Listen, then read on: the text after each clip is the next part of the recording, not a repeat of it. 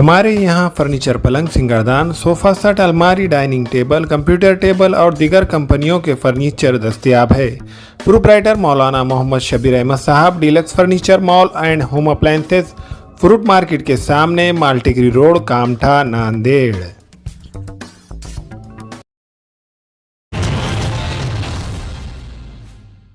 अस्सलाम वालेकुम नाज़रीन, नांदेड़ उर्दू न्यूज़ में आपका इस्तकबाल है। चलिए जानते हैं आज की खबर।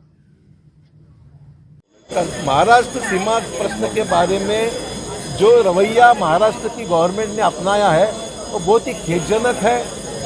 कर्नाटक की विधानसभा में वहाँ पर रेजोल्यूशन पास किया जाता है। कर्नाटक मांगती है कि महाराष्ट्र की कोई जिले उनके पास लेने के बारे में बात करती है।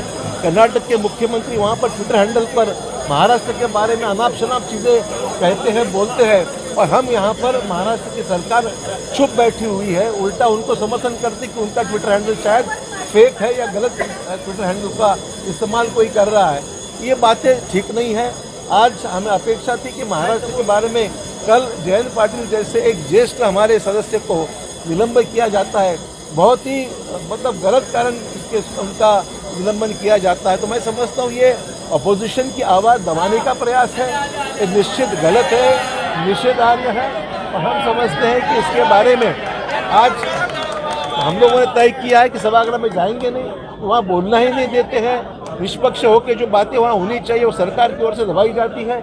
ऐसे सभागृह में जाकर मतलब क्या है? इसीलिए हम सब ने फैसला किया है कि सभागृह के बाहर हम रहकर उसका निषेध व्यक्त करेंगे।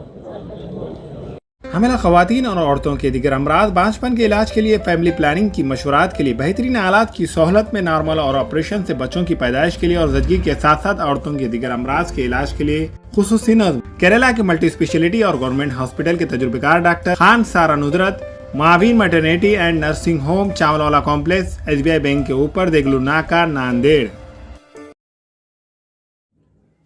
अस्सलाम वालेकुम, मैं अखिल मिर्जा। हमें उम्मीद है कि आपको हमारा चैनल अच्छा लगता होगा। लेटेस्ट न्यूज अपडेट के लिए देखते रहे नांदेड़ उर्दू न्यूज, और न्यूज के पसंद आने पर लाइक, शेयर और सब्सक्राइब करना ना भूलें।